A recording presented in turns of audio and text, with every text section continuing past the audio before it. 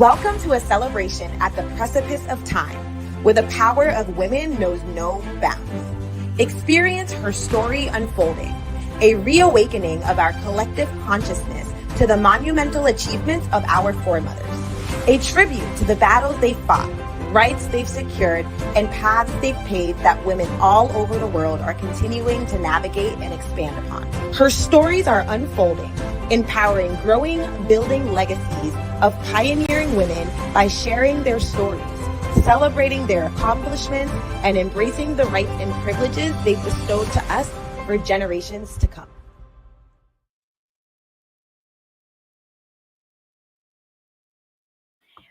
Welcome to day 4 of Her Story Unfolding here at the Los Angeles Tribune. My name is Ava V. Manuel, the editor-in-chief and one of the executive producers of the Los Angeles Tribune Network.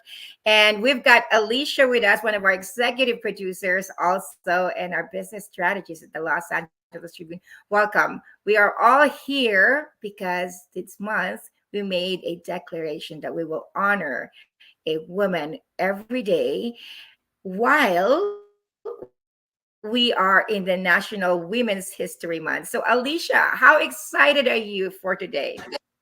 I am so excited for today's broadcast. For everyone tuning in, you are here live at Her Story Unfolding.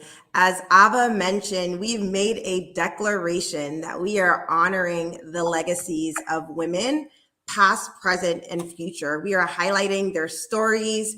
We are sharing experiences of support and collaboration, and really just empowering women, creating spaces for us to show how we leave our mark in the world. So we are so excited and so delighted to have you all tuning in with us today. We are so excited for our special guest that will be joining the stage shortly. But before we bring our special guest on stage, we would love to invite Rachel Weaver to the stage, who has been part of celebrating her story unfolding. We honored Rachel earlier in our broadcast on day 2 of our broadcast, and we're delighted that today she's joined us in as one of our hosts for today's segment. So without further ado, we'd love to bring Rachel Weaver on stage.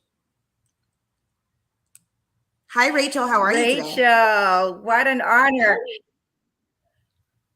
Hello. Thank you so much for having me. It's a true honor and pleasure to be with you today. I am so excited for today's honoree, who we are going to be interviewing. She has done some extraordinary things. And, you know, part of celebrating Women's Month this month, I believe it is truly profound to be able to surround ourselves with such like-minded, strong women making a positive impact in the world. So such an honor to be here.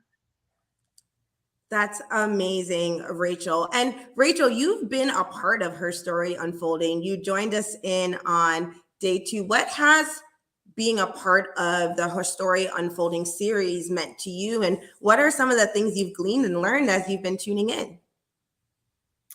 Oh my goodness, so much. The power of relationships is everything. I spoke a little bit about that the other day, but I have been able to be introduced, connect with some of the most incredible women across the globe doing big things. I am so grateful. It's given me another level of inspiration, and to show up authentically. Today wasn't planned for me to be on camera, but here I am because I had the opportunity to be here with you all again and had the opportunity to highlight another female who is doing really big things in the world. So I am always going to be here supporting anytime I have the opportunity. That's so amazing, Rachel. And thank you so much for joining us today. I am delighted and honored to bring up our special guest today. We will be sharing the stage with Chioma N. Ngwudo. She is the co-founder of CeeCee's Closet NYC.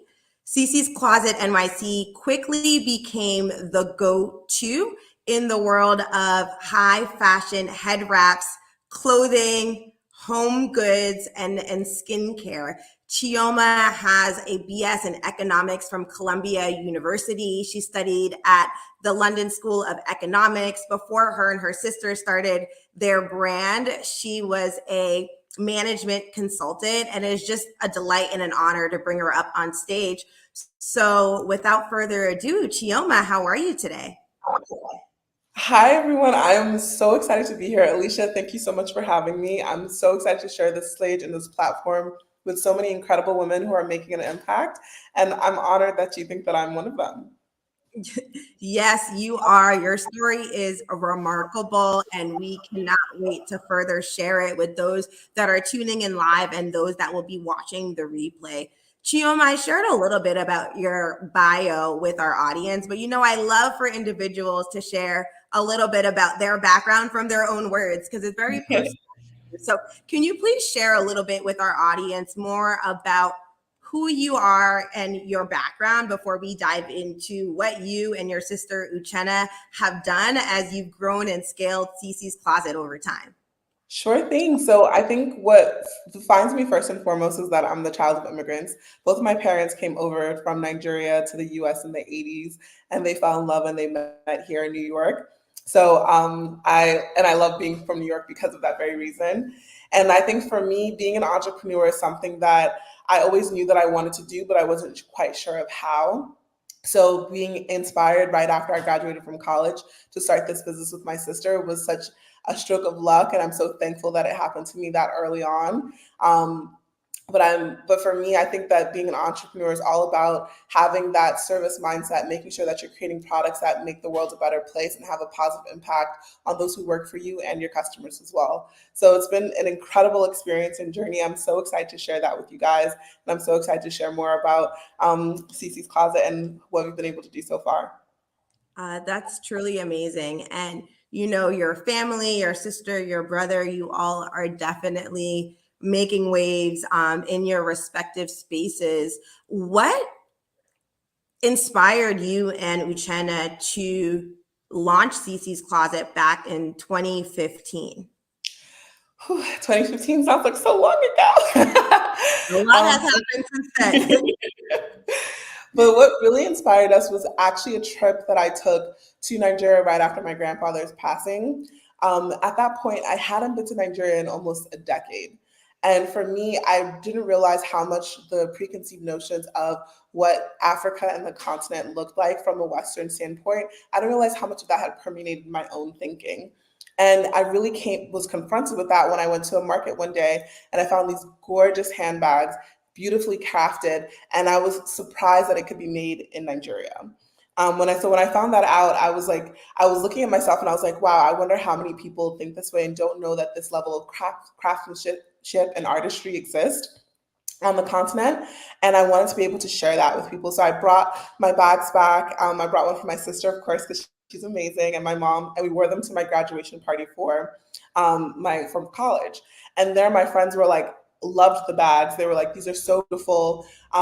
Where can I get one? And I was telling them about this little market and this guy that I had met who had handcrafted them, and like, oh, like you could get it here. And then they were like, I'm not going to do all that. And from there, it was just like, oh, could this be a business? And I talked to my sister and she was just like, if we're going to do this, I'm going to design these and we're going to have our own creations that we bring to life. And then from there, that's really how the seed of CeeCee's Closet grew. And for us, the foundation has always been about sharing the beauty and celebrating the beauty of West African culture and design while modernizing it and making it fit into the world that we grew up in. Alicia, I can no longer hear you, love. Can you hear me now? That's how you know that we are live today. But that's so beautiful. The fact that you went home to your home country where your parents are from. And, although you did go home for your grandfather's funeral, you got to experience your culture in a different way and figure out how to bring that back to the States and beyond. I would love to learn a little bit more about CeeCee's Closet in a moment, but what has the experience been like building out a company with your sister? It's truly remarkable that you guys do it together. What does that mean for you and for your family? I think that it means two things. The first thing it means is that my parents were definitely worried because they were like, not one, but two kids going into entrepreneurship. Okay. Um, but I think that for us, it's been such an incredible experience and like really learning how we operate as both like sisters and best friends and then as business partners. I think putting our personal relationship first and foremost is what's allowed us to work together for so long because I think a lot of times you find when you work with someone very close to you, it can have a negative impact on your personal relationship. So I think like for me, it's been so important for us to communicate effectively with each other, to remember that we're not only like business partners, but sisters and best friends first, and to make time for that fun in addition to like having all the amazing goals that we have for our business. Because for us, our growth means the growth of communities. It means the growth of the communities that we work with in Nigeria and Ghana, but also the growth of the communities that we work with here in Brooklyn. So it's really important to us that we're continuing to push our business forward, but also furthering our relationship as sisters. So the short answer of it is that it's been really great. My sister is one of the best business partners that anyone could ask for. I think she's an operational beast, like so smart, so incredibly talented, a creative genius. She's gonna laugh at me when I say this, but I really think she's just one of the most naturally talented and gifted creators that's ever existed. I can hype her up because I'm her little sister, so you gotta like, little sister's not hyping you up, she don't love you, okay? Okay. So, but because of all that talent, like being able to like have created an outlet where she can really unleash that and share it with the world has been such an incredible honor for me as her sister. But then also being able to make sure that our business is really something that benefits the communities that we work with has made it that much better. So it's been really amazing working with her. I think that I've learned a lot about myself as a leader and as a person through working with her because no one's gonna tell you the truth like your sister.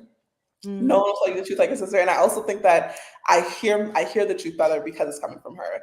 So that's one of the things I really appreciate about us having such a close relationship and then also having a close working relationship.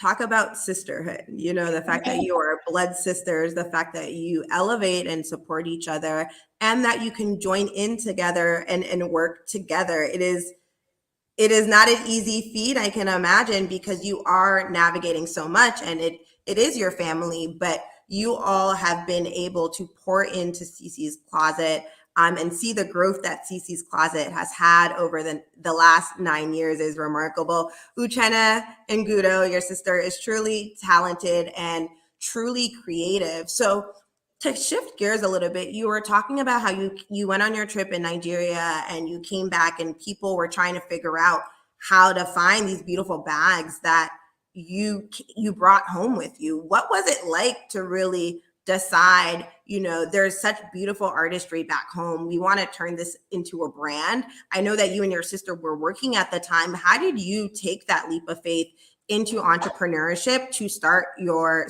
line, CeeCee's Closet?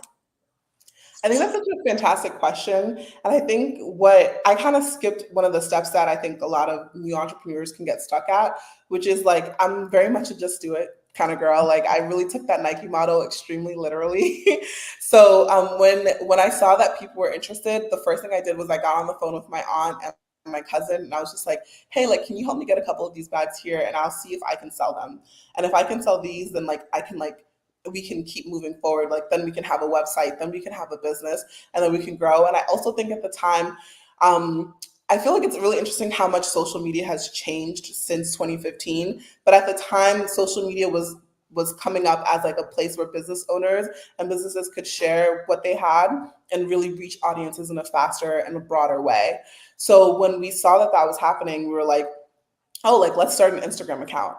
And we've been so lucky and so blessed that we've been able to build communities on Instagram, on TikTok, on Facebook that really, really truly see the value in our business and see the value in the products that we have to offer and are excited to buy from us. So we've been super, super lucky that we were early adopters to a lot of these different things. And because of that early adoption, we were able to really bootstrap CeeCee's Closet and really grow it to where it is today with little to no funding other than like our paychecks every 2 weeks when we first started.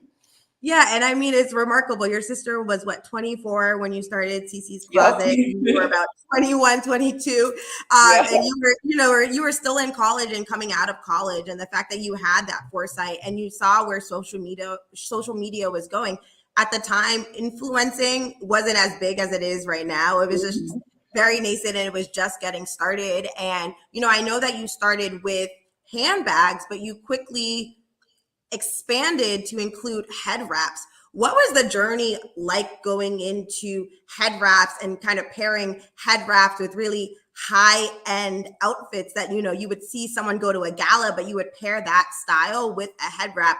What did that mean, creating really luxury head wraps and creating that kind of lifestyle and persona around just embracing who you are as a woman, as a person, anyone really wearing the head wraps? I think that's a fantastic question. And I think for us, it really started with Uchenna's Big Chop. So I did my Big Chop in college and I had worn head wraps in between styles. And whenever I just didn't feel like doing my hair, because anyone who has natural hair knows that it's a lot of work. A lot of work. A lot of work. Yours looks fantastic, by the way, darling. But if you're having a day where it's just not complying, a head wrap is a fantastic option. And I think for me, when we started, we were already sourcing fabric to make our beautiful bags. And we were just like, Chenna was like, oh, I kind of want to try head wraps because I'm going to cut off all my straightened hair and like just go natural. And so when she did that, I like taught her some styles. And then for us, like as Nigerians, like head wrapping and like you might know about the gele that we wear to a lot of formal events, that was something that was already part of our culture. So we never saw like an issue with wearing a ball gown and a head wrap because we do that all the time. And so when we were creating our first photo shoots and really showing people how to style them, for us it was all about elevating the head wrap and making sure that women felt powerful and confident, that it was something that you could wear to like an interview with the LA Tribune and feel beautiful and feel that confidence exude from you while you have like this gorgeous style on your head. So starting from there, it started from like a need, and then as we continue to share our content online, we were getting different people's attention. Then we started to work with influencers and people saw how easy and functional it was as a product that you could use. And that was really the first time that we went viral, was for our head wraps. Wow, that's remarkable. And you touched on some. I'm so sorry, Alicia, I can't hear you anymore.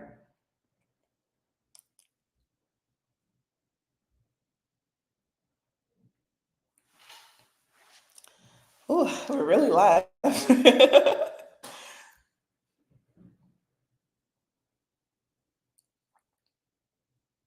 So as you can see, we are live broadcast.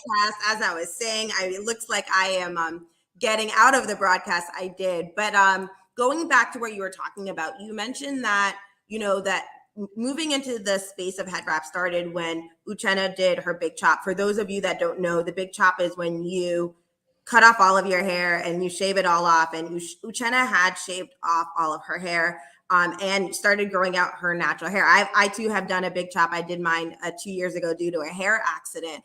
But in natural hair is a topic that comes up a lot, and there are a lot of different viewpoints on natural hair, especially in the workplace. Women of color historically always haven't felt safe to wear their natural hair in the workplace. And there's even the Hair Crown Act that was created to really protect women of color to be able to show up at work in all of their beauty and all of their glory and all of their uniqueness and their uniqueness. What has kind of the natural hair journey experience been like with CeeCee's Closet? You inspire and elevate women that do wear their natural hair proudly, which it is something that is hair, but for a lot of people, it can be a very sensitive subject. And a lot of people aren't necessarily sure how to show up. You've created an avenue for them to celebrate their natural hair, enhance it with the look of a head wrap. But what does that mean? And I don't know if you guys meant to be a part of the natural hair movement, but definitely see you as being a big part of that, especially for young girls, really making it kind of high fashion. So what are your thoughts on that? I think that's a great point. And I think for us, when we were looking for our market fit for our products, we saw that women who had natural hair were also women who would love a head wrap as well. And so it made sense for us to be part of that movement. And both of us being natural and being part of the movement made it make sense for us. And I think with a lot of the reservations that people have about where and when they can wear their natural hair, for us, it's always been about speaking about empowerment, right? So like a head wrap, it doesn't necessarily have to only be like, oh, I'm covering up for a bad hair day. It could just be that it looks really good with this outfit that I'm wearing, and the green makes the green in my dress pop. So it's time to really it gives it a more striking look. So we wanted to present it as an option that gives you that elegance and that elevation that you're looking for, no matter what it is that you're wearing at that point. And we wanted it to feel like a crown that helps lift you, helps you stand a little bit taller, helps you move with more confidence. And that's something that we look to do with across our brand, from our clothing to our body care. We really want to make sure that everything that we're creating and we're giving to the women who are so kind to support us is something that helps elevate them and how they feel about themselves. That's beautiful. And I remember the first time I wore a CeeCee's Closet head wrap back in 2015. And, you know, I've had natural hair for years. I think my journey has spanned back to 12 years plus with natural hair and wearing different head wrap styles. I love that I could wear it with my natural curls and when I wore my hair straight and then when I wore my hair with braids. But you have expanded so far beyond just purses and head wraps. You have expanded into designing clothing, dresses, pants. You've also moved into lifestyle, so more skincare and also homeware, you know, goods in your home. What has your expansion journey been like, and what inspired you to expand outside of the head wraps and outside of the purses that you originally started with? I think that when we first started, we always knew that we were going to go into clothing. So that was like, with the accessories, we knew that clothing was next for us. And so like when we had like the revenue coming in from our accessories, from our head wraps, and from our bags, we were like, oh, like we can start pursuing clothing. For us, we wanted to kind of inch into lifestyle because we were working with a limited budget when we started. So it was about how much money the business made determined what else we could do. And as we did that, what actually ended up shifting and happening was that the pandemic happened. And when that happened, we weren't able to get our goods from Nigeria. They were basically stuck for like 4 to 6 months where we couldn't get any additional inventory. And at the same time, we had some increased attention on social media. So a lot of different people were coming in and buying products from us and loving our clothing, loving our accessories. But we were running out of inventory. And because it was a recession, we didn't know how long the social media attention would last. We were like, we need other things to be able to sell people. And the previous holiday season, we had come out with some body care bundles that had done really well. And it was something that we could produce in Brooklyn and get to our customers. So that's what really started our expansion into body care. But for us, we always like to do products that have a tie to the continent, but also something that's going to be there's a reason for the customer to buy it from us. So when it came to our body care, we expanded into our African exfoliating nets, which have gone viral so many times. They have. Yeah. And that product was really like bringing a piece of the continent to the US, letting people know that there was other ways to exfoliate your body and get like your softest, smoothest skin in a short period of time. And so we started from that, and then we expanded into dry oils, because when you're going to a humid climate, especially if you're someone like me who doesn't really love being sweaty, I don't love it. But using a dry oil is an option for you to still moisturize your skin, because my skin is dry no matter what's going on. But it allows you to lock in that moisture and really still have that wonderful experience and not feeling like that grease that you feel when you're also hot. So we wanted to make sure that everything that we were inching into gave people something that made sense with our brand. So then we expanded into bonnets and satin pillowcases, because we wanted to like continue with the theme of taking care of your hair in its natural state, in its straightened state, whatever state you want to have your hair in. We're here for hair freedom. So whatever you're doing with it, we love it for you. We want to make sure that your hair is healthy while you're doing it. So we expanded into bonnets and into satin pillowcases, because it has that positive impact for our customers. And it also gave Chioma more opportunities to design beautiful things to add to people's lives as well. So for us, it's always about making sure that our customers are enjoying and learning and loving the products that we have, but also making sure that they're getting the opportunity to, that China's also getting the opportunity to really share her creativity with the world. Because the pillowcase designs beautiful, bonnets gorgeous, clothing to die for. So it all gives the opportunity for us to really share that creativity with the world and let people know what beautiful things you can have while inspired by the continent. I mean, what a celebration of culture, a celebration of culture back home, a celebration of culture here in the States and beyond. You mentioned that, the nets are created and sourced locally in Brooklyn, but I know that a lot of your designs, you still work with artisans back home in Nigeria. Yeah. And bring those creations to the States. What has that journey of not only educating those that may not know much about your Nigerian culture, your Nigerian heritage, but creating a movement for young girls in this country to truly celebrate all parts of them? What has that experience been like for you? I mean, we talked about it a little bit earlier. You really leaned into social media and shared your story and educated, but what has that experience been like for you? I think for me, I've always been a person who loved being the opportunity to mentor and to share my experiences. And I think with social media, it kind of gave me permission to really be able to connect with my customers on a deeper level. And that's been what's been most incredible about it, is like realizing that just by showing up, just by creating imagery that celebrates, creating imagery with women of different skin tones, of different sizes, that celebrates and elevates, you have such a deep impact on the people who are seeing those things. And I think that whenever I get to have the opportunity to be in person with our customers, either at pop-ups or at events that we go to, when they share the meaning of that imagery, the meaning of that opportunity to buy from us, when they share what that means to them, it honestly makes me tear up every single time. I'm even tearing up now thinking about it.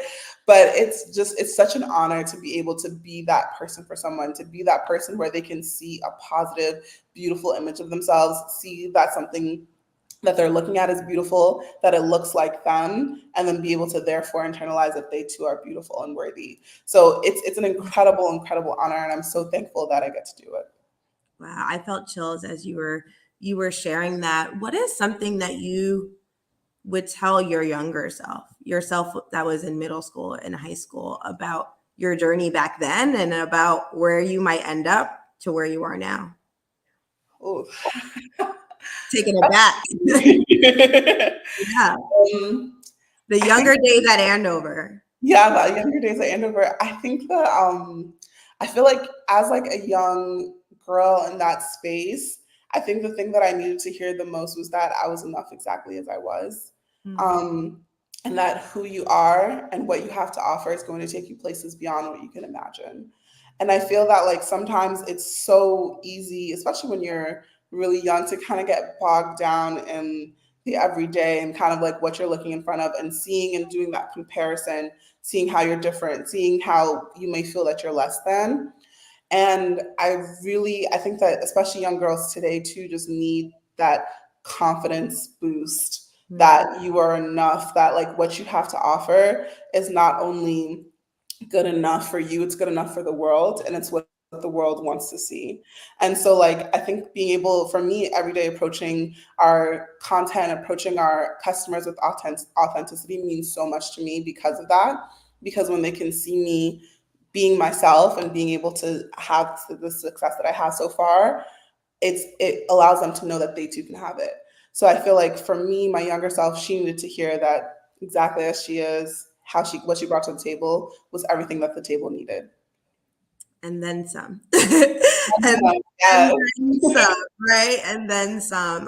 And you're doing it. CeeCee's Closet, when you first started, you did create a website, but you were doing a lot of pop-up shops, going to pop-ups in New York or around the New York area with a booth, sharing your message, sharing your story. Now you can find CeeCee's Closet online on your website, but you've also done amazing collaborations and have been in Target are on Amazon. What has that journey been like as you've expanded CeeCee's Closet, not just in the depth and breadth of the types of products that you offer, but also from a distribution perspective? I mean, it's a big deal to be at Target. What does that mean? Big I deal. think that, like, it's so funny because I think back to like when we first started and just like the numbers that we were working with, what we could afford to do. Like something like Target just seemed like it just couldn't happen because it's just be so expensive. And I think now having been able to do it, I think like what you realize that like the only limitations that you really have in your business are the ones that you set for yourself. So when you decide that you're going to take something to a new level, you'll find that the resources will find you to get you to that level. And you can never really imagine what like God, the universe, what your environment has to offer you until you start asking. And so like the people that came to help us with like creating the having the Target collaborations that we've had, the being able to have people come in and like give you the opportunities to share what you're creating, and then also just seeing the support. Because before our first time in Target in 2021, I might know 2022. The years are going by too fast for me They now. fly by quickly. Before our first one, I hadn't really thought like, oh, there are these like tens of thousands. Like we'd already had tens of thousands of customers over the years that we've been there, but I didn't realize that like tens of thousands of people could buy it in a month. Like, or in like, well, really we sold out in like 2 weeks. And I was just like, that's a lot of people. I'm like, that's big. Like that's a lot of people. And so you never really realize how much you could have an impact and how big things could be until you really start allowing yourself that freedom to think bigger, to go further. And so now we're continuing to expand, even on our personal business side, with like how we're going into a 3PL, which is like basically having someone else do fulfillment for us, which is something that I'd always thought of as like too expensive, or I was like, I'm not sure if we have enough volume for this. But as we're shifting our priorities as a business and really making sure that we can really continue to provide our customers with amazing, beautiful products, we're like, oh, like if we give ourselves, free up some more time for these other things, we can give even more to our customers. And you can really keep thinking and going and bigger and bigger and bigger. And once you start allowing yourself like to start seeing how big the picture can really be, you can really go much further than you can ever imagine. So I'm so thankful for the ways in which God has pushed me forward, sometimes unwillingly. God has pushed me forward as well. But I think that you really don't know what something can be until you start really like pushing yourself to go and think bigger and beyond where you started. Yes, for sure. I mean, last summer you had a pop-up shop in Soho. Okay. In Soho, that is a big deal. And I'm gonna name drop every time because Melissa McCarthy came to my pop. She just hopped up off the street on a rainy day in the summer in New York. She just hopped off the street. She saw our display and she was like, "Oh, that looks nice." And she came in and she bought a bunch of puts for me. And I was just like, I think that like sometimes we limit ourselves to spaces saying like, oh, I don't belong here, or oh, I can't do this, X, Y, and Z.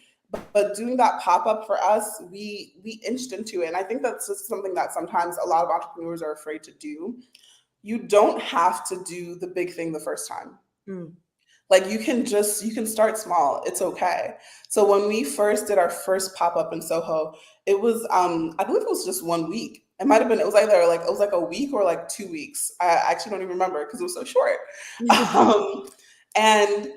And it was because like we had gotten a deal on the space and we were just like, oh well, like we don't know what could happen. And it was so successful. And so many people who weren't even our customers, people who just saw our product, saw that it was available and walked in off the street to buy. We were just like, oh, okay. And then the next year, because I was just like, oh, this is really good. And then the next year we were just like, okay, like let's invest in this. Let's do something bigger. Let's do something longer. And so now we're working towards getting an actual store and putting it in Soho because I want the women who buy from us to know that one, you belong here. Like, come here and like have these beautiful things that are inspired by West Africa. It belongs right here where it's at.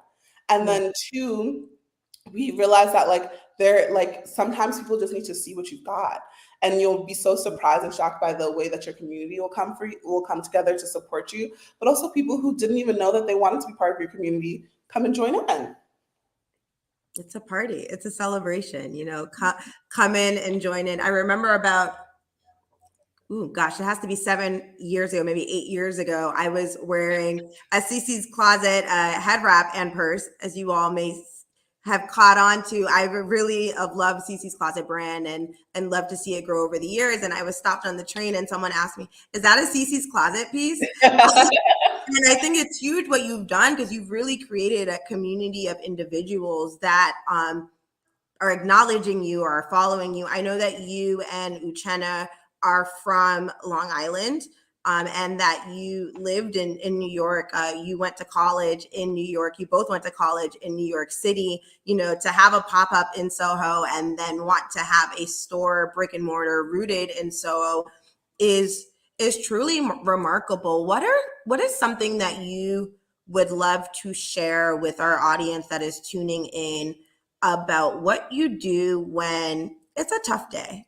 Yesterday we were talking about we had our lovely guest, Parisa Rose, on our broadcast, and we were talking about sometimes the messiness in life.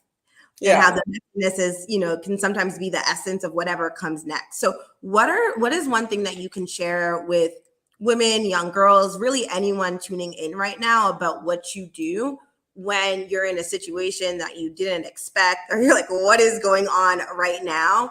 And something that you do to kind of navigate it. I think the first thing is that you can't feel bad about being mad that something didn't go your way. Like, I think sometimes as women, as immigrant children, sometimes you can try to control everything as much as you can, and it can still not turn out the way that you wanted. And I realized early on when I was in my entrepreneurship journey, I would beat myself up for things that were out of my control. So the first thing that I do is I allow myself to feel the negative feelings, because they're part of life. I think toxic positivity is no bueno for me. And I think that you allow yourself to feel the negative feelings, but you don't allow yourself to stay there, right? I then go and make sure that I look at the situation and I decide okay, what are the factors that are actually in my control, and what are the things that I can't control? The things that I can take control of, I take control of them. If it means that I need to change a schedule, if it means that I need to change our production of something, if it means that I need to change a timeline, if it means I need to change marketing, I do those things that are within my control after I've had a real good I'm so annoyed and mad that this thing happened. I work with what's within my control, and I control those things. And then after I might vent about it a little bit, I think one of the best parts about working with your sister is that you can vent to her and she'll understand exactly what you're talking about, because she's in it too. You can vent about it, but then once you've taken back the control of the things that you can't control, you've got to let go of the things that you can't. Mm-hmm. And that's definitely the hardest part, because I feel like humans, we have two modes. One mode where we think we control everything, and then some curveball comes in to remind us that we don't. And another mode where we think we control nothing, and so we kind of get frozen and stuck in this place of indecision, because we don't think that we can have an impact on our environment. And I think that really what I've learned as I've gotten older is that it's really a mix of the two. There are things that I can always do to make a situation, to improve a situation for myself, and it's my responsibility to do those things. And the things that I can't control, gotta let them go. Yeah, gotta let them go. But I love what you said about acknowledging, right? Honoring the space of where you're at and acknowledging that space, and then trying to figure out what do you do next. Would love to learn a little bit more about, you work with your sister, so talk about partnership, talk about collaborations. You've also done a collaboration with Shea Moisture, which is a huge natural hair care company. What role has collaboration played along your entrepreneurial journey? And what was the experience like partnering with Shea Moisture? And, how do you view collaborations in your future as CeeCee's Closet continues to grow? I think that one of the most powerful things that you can do is collaborate. I think when two brands that have like a similar ethos and a similar customer base come together, it creates amazing opportunity. So I would say never be afraid to collaborate, because I think that you're going to shine regardless. You can shine a little brighter together. So why not?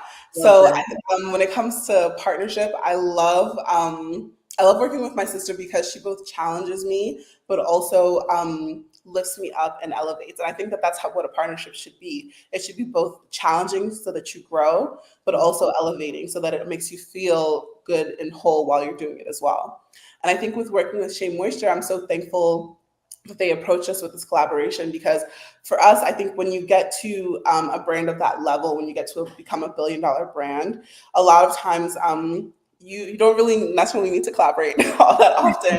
So I'm so thankful that they were like, oh, we want to work with you guys. We think that you have a great brand, a great story, and you have great products, and we want to be a part of that. So I'm so thankful whenever anyone who wants to work with us works with us, because we've worked really hard to create what we've created. And I think looking at another brand who's also done that same type of work, created and curated a fantastic community, I'm always happy to be a part of that.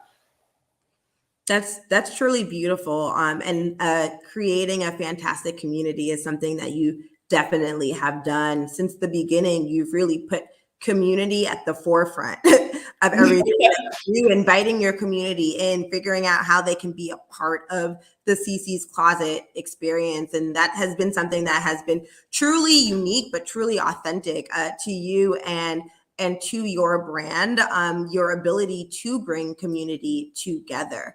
Who is a woman in history that has kind of inspired you, whether it's your work or just inspired you when you were younger and you still think about her story? Who is a woman that inspired you? So I think for me, I love to take inspiration from people who have been doing things for a long time and continue to do them. So when you had told me this question earlier, I was just like, oh my God, who am I going to choose? So I can't choose Oprah again. I think one woman who I've been thinking about a lot is actually Danessa Merrick's. She owns her own beauty company, and I'm currently wearing her skin tint right now on my foundation, that's why I'm glowing. I think for me, the things that I love about her and her story is that she took this passion and love that she had for makeup and for creating products and built a business I think it's been around for, I want to say almost 20 years at this point. It's been around for a really long time. Might be overdating it, but I know that she had already started her business back when my sister Chioma actually met her at one of our pop-ups a few years ago, and she just came by our booth and purchased a head wrap from us and was like, oh, she told Chioma that she absolutely loved what we were doing. And I think that it's so incredible when you see someone who is pursuing their passion and they see you pursuing their passion and they give you that encouragement. So I think her brand is inspiring. I think it's so beautiful how innovative she's been, like the different products that she's created that are really shifting the way that people think about makeup and makeup as skincare and makeup as having an improvement in your skin, not just covering up imperfections, but two, just someone who is so kind and generous and loving and just down to earth, even in their amazingness, is just incredible. So absolutely love her. So definitely check out Danessa Merrick's. Her products are incredible, and she's an incredible human. That's awesome. And I love that what you said there, that it's about enhancing beauty, but also about maintenance. And, see you do that where you have head wraps, but, silk bonnets, right? Silk pillowcases, really bringing beauty to everyday items in the home that can help protect your hair and help protect your skin, but also really have a really nice aesthetic. Can you talk a little bit about your creative process and your design process? I love both of your backgrounds because you both went to school in New York City. You went to Columbia. Uchenna went to Barnard. Uchenna started her career in the finance investment banking industry. You started your career as a management consultant, and now you have literally taken over the fashion and the beauty space. Like, what goes into your creative process, and then what has kind of shifted, if anything, from your more corporate background into being an entrepreneur? Wow, I think that's a lot. That's a lot of questions in one.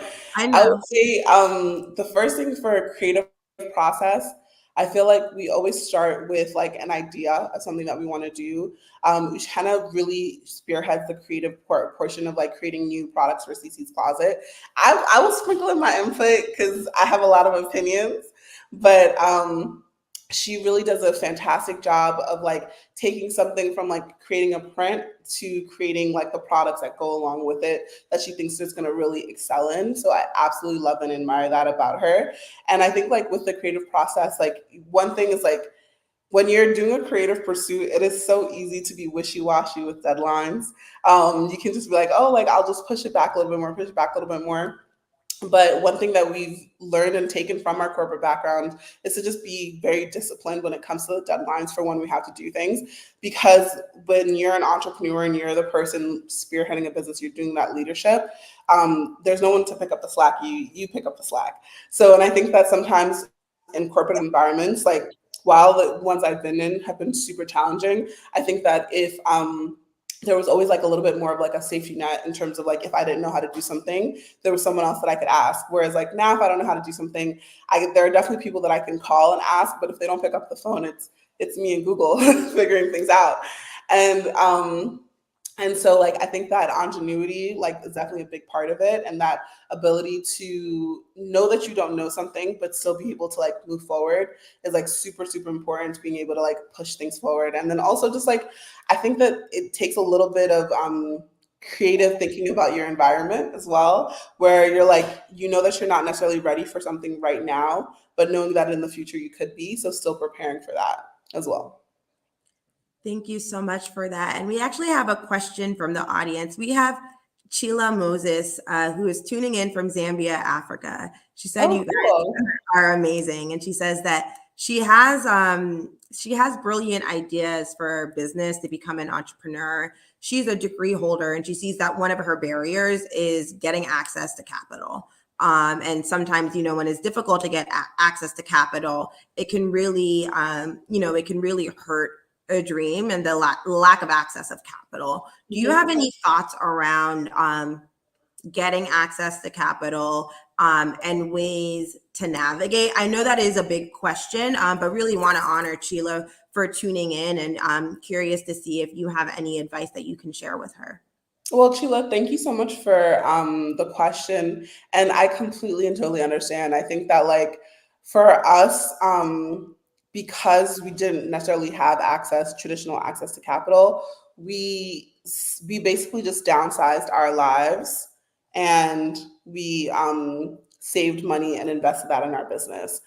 And so for the first 3 years of our business, we weren't paying ourselves. We were just reinvesting profits so that we could grow. And I think that at the time, what we see a lot now is so many people just like expecting an super fast growth to happen because they've seen it happen to one or two people on social media. But there's nothing wrong with going slow, and there's nothing wrong with moving at the pace of what you have resources for. So that's the first thing. The second thing I would say is that don't discount access to grants, and don't discount other alternative opportunities for funding. So like if you can't go to a bank and say like, hey, I have this idea, can you give me a loan? Another way that you can do is like see if there are any grants that are locally given, either from your community level, from your state level, or from the government national level, that can help you go towards building your business. And then the last thing I would say is that with social media, you have so many opportunities to build a personal brand, that if you have an idea and something that you want to bring to the world, don't be afraid to get online and start talking about it, because you don't know how quickly a community is going to gather around you and give you the ability to actually move forward. Because one of the things that I wish that I had done before I had turned out, the one thing that I wish I had done before I had started my business was actually built a personal brand, because like I was definitely an on-campus personality, and I had a lot of fun with it. But I feel like if I had started building a community online, those first few years of CeeCee's when we were just getting our footing, learning social media, those things would have actually been so much easier and so much faster. So before you have the money, it's okay for you to start building the community. Before you have the products, build a community around it. So if it's something that you want to do in skincare, or if it's a service-based product, you can start talking about those topics and sharing your perspective, becoming a expert in that. And then you'll find that you'll have like the audience there and someone to sell to when it is time for you to start selling.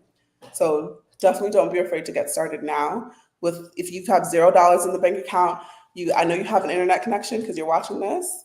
And I'm hoping if you're watching it on your phone, I know you got a camera too. So you can start putting yourself out there and start building from there. And then other than that, like looking into grants. And then the other part is just saving. And I feel like sometimes it's one of the tough things is like, as like a Black woman, as a woman entrepreneur, it's so much more difficult to get funding and access to capital. So I found like when we first started, we didn't even really try. We were just like, oh, because we knew that it was unlikely, we were just like, we're gonna focus on using the money that we have to build products, and then everything that we sold, we just put it back in. And then for us, luckily, things have improved significantly since we started about almost 9 years ago. Sheesh, every time I say that, almost 9 years ago. And like now there's different grants that are focused on funding women entrepreneurs and things like that. So making sure you're doing that research and doing the applications is a great way to get that ball rolling for yourself. Thank you so much for sharing your wisdom there. You spoke about branding, and you are, the marketing genius behind CeeCee's Closet and your growth. You have so much engagement on Instagram, on TikTok. What is your view to branding on social media, and what are some of the things that you've done on social media? I know you're a big part of the brand, right? You come in and you do lives on how to wear head wrap. I saw one recently where you used a head wrap as an accent on a white collared shirt, right? So what is kind of your approach to branding, and what can some of the viewers tuning in think about in being creative with how they engage with social media? There are tons of people on social media.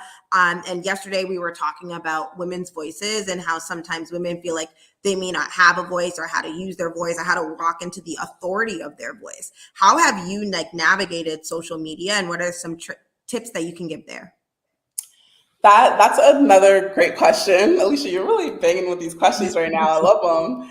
I think for me, it's kind of twofold. So I think the first thing is that you cannot be afraid of putting yourself out there. And one of the things that I always have to remember is that one that Uchenna always says to me is, it's a free app. It is a free app. So because all of these apps are free right now, you going and putting yourself out there, being the face of your brand, is going to be the cheapest brand face that you can have, right? And if it's something that you enjoy, definitely continue to do it. If it's something that you don't enjoy, you can find ways around it. You can do ones where you're just talking and start from there. So that's like the first thing. I think when it comes to branding, you can decide what like the voice and tone of your brand is going to be. The voice and tone of our brand is usually friendly and upbeat and fun, because I'm friendly, upbeat, and fun. So that's kind of how that goes. But you can be really intentional with how you speak to your community so that you attract the people that you're looking for, who are going to be most excited about your products. And then the third thing is that never underestimate how much knowledge you have about what you're doing. Because I think a lot of the times there are like so many products that we have that I'm just like, oh, this is such an easy thing to do. Like everyone knows how to do this. And this is such an easy thing to do your way out of like ever creating content. So you always want to remind yourself that like, while something might be so easy and common and like everyday and mundane to you, for a lot of people, they've never experienced it before. And so you can share that. And for the people who haven't experienced it, or for the people who value it, or for the people who needed the reminder about what you're talking about, that's going to be just like a powerful tool and opportunity for you to build and push your brand forward. So do not be afraid to put yourself out there. You can be the face if you want to be. If you don't want to be the face, voiceovers are fantastic. Even if because I've always told myself that I thought the sound of my voice was so annoying, but I've gotten complimented on the sound of my voice so many times that now I can't say that anymore because I'm like, clearly it's just me. So, so really giving yourself the opportunities to be successful, and then the last thing is just like, don't be afraid to be consistent. I think that like sometimes because we see all of these wild success stories that happen, there'll be people who will tell you that CeeCee's Closet is an overnight success.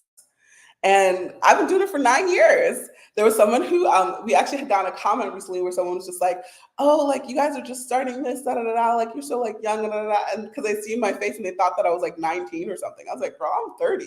I've been at this for a while." And I think that being consistent is one of the best ways that you have to build community. So it's like your message and how you deliver that message is what makes you you. And then being consistent is what helps give your community a safe place to come to. So you want to make sure that you do that for sure. That's great. It's important. And you do a lot, you engage with your community. What are 2 to 3 kind of experiences or memories that you have about an interaction that you've had with a customer in person, or an interaction that you've had with a customer online? And why is it meaningful for you today? Whew, that's really good. I will say, like, I will talk about so what this is one time, like maybe like a year after the pandemic, Chen and I went out to this restaurant that we had wanted to go to, and we ran into a customer in person. And she recognized me because really during the pandemic is when I started to do a lot more lives, and we weren't just necessarily using influencers as the face of our brand, but I was becoming more a face of our brand. And she actually started crying. And I was just like, oh my God, did I like say something crazy? Like, did I really hurt her feelings? And I was super confused. She was just like, I'm so excited that I get to tell you how much impact your lives that you did every morning during the pandemic had for me, because you were really vulnerable and sharing yourself with us there. And I felt like I had a friend when I was in a really lonely place. And then also the imagery and the beauty of your products really helped me celebrate myself when I'm living as one of the few Black women in this like small town. I think she was like I want to say it was Idaho or Iowa. But she was just like, I was in this place where I wasn't seeing a lot of people who looked like me, and that connection with you was so powerful. And I think for me, sometimes when you're doing the sharing, when you're creating the content, you kind of forget about how impactful it is for people because you're the one producing it. You're just like, oh, this is just what I do. But that reminder for me that like what I did had impact, that what I did meant something to someone, really shifted my perspective and really made me like be like, oh, like, yeah, it's a free app, like anybody can do it. But at the same time, it's important that you do it because you don't know who you're going to impact. You don't know who you're going to inspire. You don't know who you're going to who you're going to make feel seen. So that's why it's important that you put your face, you put your voice, you put your ideas out there. Wow, yeah, I got warm chills when you were talking about that, especially feeling seen. It can be hard to be a young woman, a young girl, a young Black girl, and feel like you are not seen, you are not celebrated. And so for the fact that she was able to walk to you and interact with you, and even though she hadn't met you in person until that moment, but making her feel seen is huge. And yes, you are a brand that is about celebrating beauty, but that impact to encourage and uplift individuals to be themselves, to celebrate them for who they are. I'm thinking back to what you had mentioned earlier about what you would have told your younger self when you were at Andover, that you are just enough, just you are glorious, you radiate, you shine brightly, you do so much, but just you as you are enough is a message that has come up in our broadcast, but is one that we want to continue to share with the world, because it is not a message that can ever be shared too much. It is an important message for people to feel like they are seen, for people to feel like they are heard, and also for people to feel like they are celebrated is huge. that confidence that comes with feeling seen and feeling heard. And you never know, one small word shared, one image shared, one live shared, what the impacts are going to be further down the line. I mean, you are co-founded CeeCee's Closet with your sister. You work with your sister, but what does CeeCee's Closet mean to your family, to your mother who came here from Nigeria, to the family members that you have here and abroad? What does CeeCee's Closet mean for you all? That's a tough one. I think to my family, I feel like it creates a point of pride. I think that like it gives them permission to continue to be proud and joyful and joyous in their heritage. And I think that that's so important because when you're able to be proud of and celebrate your roots, you're able to really fully grow and blossom as a person that you're meant to be in this world.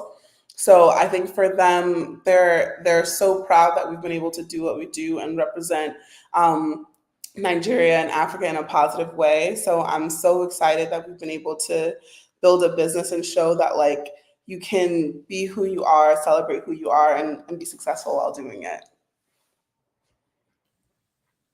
Yeah, a message. It is powerful. You are continuing a legacy from your culture from back home. You're bringing it here to the States. Okay, earlier we talked about what is something that you would have told yourself back in high school when you were at Andover. What is something that, kind of taking it back to the time capsule, I'm going to write a time capsule, put it in the garden and then unearth it in 10 years. What is something that you would want to tell yourself 10 years from now based on kind of where you're at now and your transformation? Oh, 10 years from now. Sheesh. I hope them kids aren't driving me crazy. I think something I would tell myself 10 years from now is I would say that everything you've sacrificed and everything you've done has been worth it and is important. Because I think that one of the things that you will see a lot online is people talking about the idea of giving someone their flowers. And I think that part of that comes from wanting recognition for contribution. And I think that one thing I want to make sure that I tell myself, because I'm probably my biggest and harshest critic. I feel like most people tend to be, especially if you want to do important and impactful things. So reminding myself at that time that the work that I've done, the time that I've put in, the energy, the sacrifices, and the fun that I've had, the impact that I've had on the lives of those around me has been seen, has been felt, and has been impactful. So, yeah. I love that. It has been such a pleasure to have you on today, Chioma, to learn about the experience of CeeCee's Closet, what it's been like to work with your sister, how you've grown so much, and the spirit of collaboration. And you mentioned a word, or rather a phrase there, that I want to bring back and reiterate.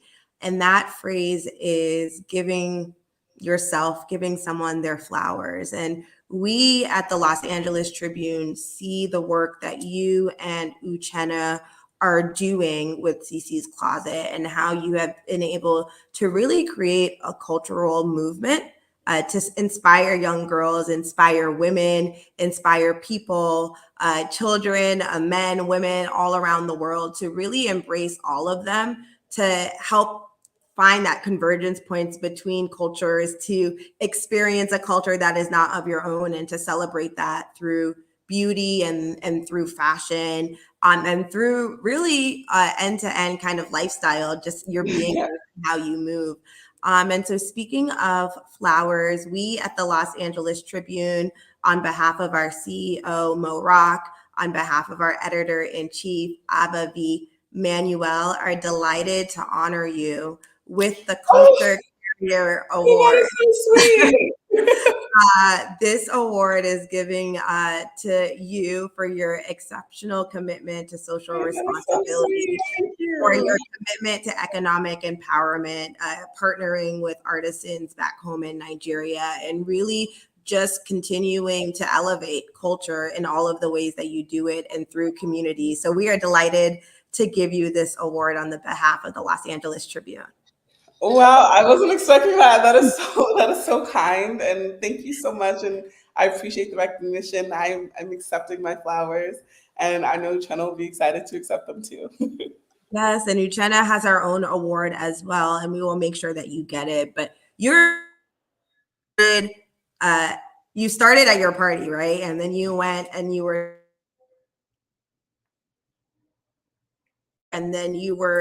began to build a brand, and you took one step, one small action at a time. You were very intentional, but you allowed yourself to adapt to all that was going on in the world and in your community. And we want you to know that we honor you.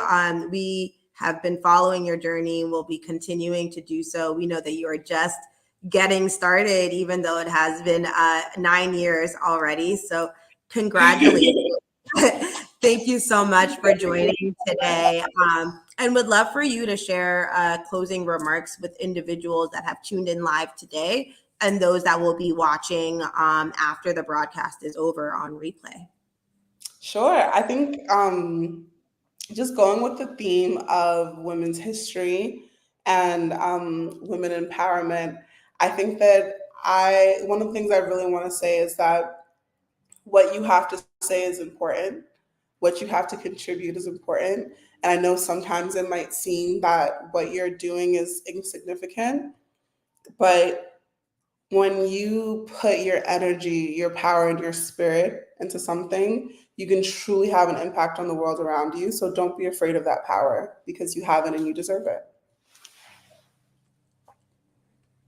Beautiful words to close us out today. Congratulations on your award. We'll be looking out for all that CeeCee's Closet continues to do, and we'll be looking forward to being inspired and watching your lives. So thank you to all for tuning in to Her Story Unfolding, where each day in the month of March, we are honoring, celebrating, and uplifting women, their stories, their impact, and how they are continuing to change and transform the world. On behalf of the Los Angeles Tribune, the editorial team, and the entire Los Angeles Tribune family, we thank you all and appreciate you for tuning in.